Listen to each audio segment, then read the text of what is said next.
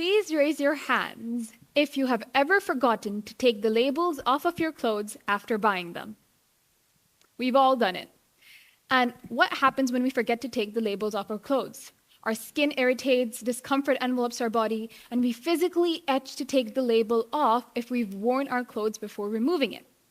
I know what happens with me is eventually I forget to take it off, and then I just learn to live with that discomfort. So we take the tag off when we do this for two reasons. One, so our skin doesn't itch, and two, so we can call these clothes our own. Now, what if I told you there's an intangible label, more discomforting, unpleasant, and restraining than the very tangible one on your clothes? And these intangible labels, can be attached to you since childhood and live with you throughout your lives and can have very acute consequences. Take, for example, when a small kid is hesitant on making conversation and being social, they are instantly labeled as shy. Growing up, I had what you would call the butterfingers. The most delicate of things would manage to slip from these fingers, and I was left with the label of being the clumsy one. And just like labels on a shirt, this one made me uncomfortable. I wanted to cut it off. But instead of me being more mindful of my handling of intricate things, I took pressure and I started dropping things more often. This is because I viewed being clumsy as something I couldn't change, something that's just inherent in me. What I'm getting at here is that the labels that are assigned to you become a role you feel compelled to fulfill, to follow, and to never grow out of. Labels attached to us from childhood can shape our internal parameters of self-expression. Raise your hands if you would most likely hesitate to mix your different family circles and friend groups. Yes, the truth is, many of us don't want our different family circles and friend groups to meet each other in front of us. Why? Because then it gets too confusing. I'm overdramatic and free-spirited with one group and a bit more serious with another. For them, it's like Dr. Jekyll and Mr. Hyde, finding out Dr. Jekyll and Mr. Hyde are essentially the same people. At its core, it is extremely confusing because each group has an alternate perception of us, a label assigned to you that you are aware of and therefore seem keen to perform. Lucky for me, everyone I know is in the audience right now. My internal Dr. Jekyll and Mr. Hyde will both be on display today. In the same way, if my older sister has already labeled me as annoying, I might as well just annoy her, right? What can I say? It's my role to fulfill. Labels, my friends, are shortcuts.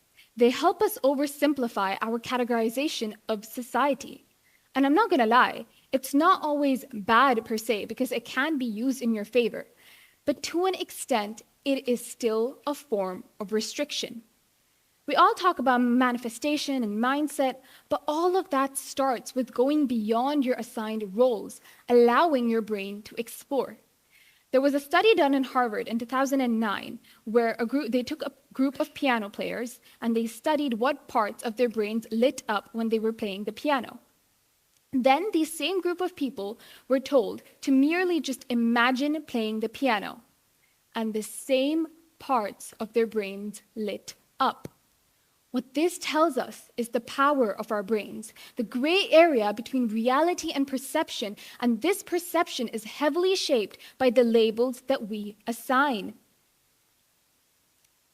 We all know how the mind works, how our subconscious does the backseat driving even when the conscious is taking the wheel.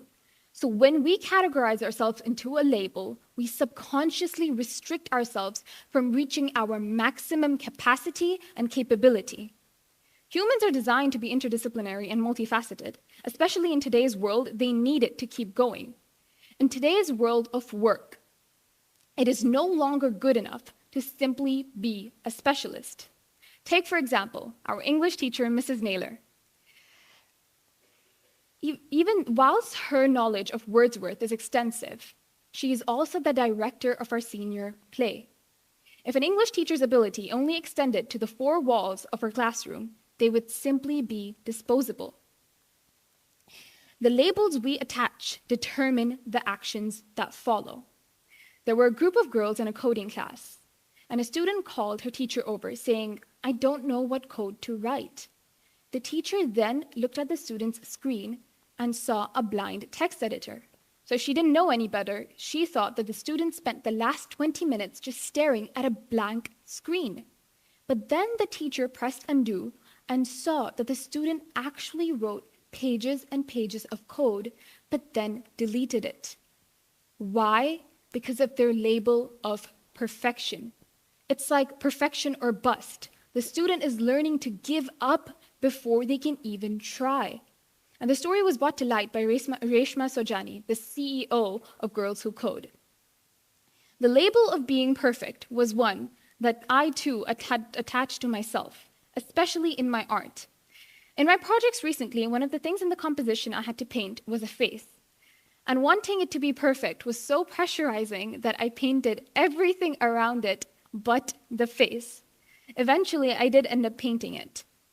But this experience led me to think back to all my past painting experiences, where I have hesitated on trying to paint different things due to wanting to get it perfect instantly, and ultimately not learning that skill at all. And even if this painting is not perfect, it is still an opening for me to explore more. Labels are also highly influential in altering our perception of others, or sometimes even causing rigidity in our thinking. For example, we label our kids intellectually inferior than us. We are the teachers and they are the learners. And by doing this, we miss an integral part in our own learning and theirs. We fail to accept and explore a perspective unique to ours. How often is it that we label those around us? And how often is it that these labels restrict us from identifying true potential around us? Now you may think, well, actually, what about the labels that are beneficial? Call a kid smart, call them intelligent. But you see, there's a difference between labeling them and rewarding them with a compliment. And this is especially relevant to schools. When we talk about intrinsic and extrinsic modes of motivation, it is important to remember that labels are purely extrinsic. Even when the label is one to be proud of, our mode of motivation suddenly switches. We perform for the label to gain external validation. When you praise kids for their ability, it makes them focus on looking good, not on learning. And finally, I end with requesting one thing from all of you. Reflect on the labels that are weighing you down. Because the truth is, the heavier the weight, the more difficult it will be for you to move forward. I hope you all cut your labels off. Both labels, the ones in your head and the ones on your clothes. Thank you.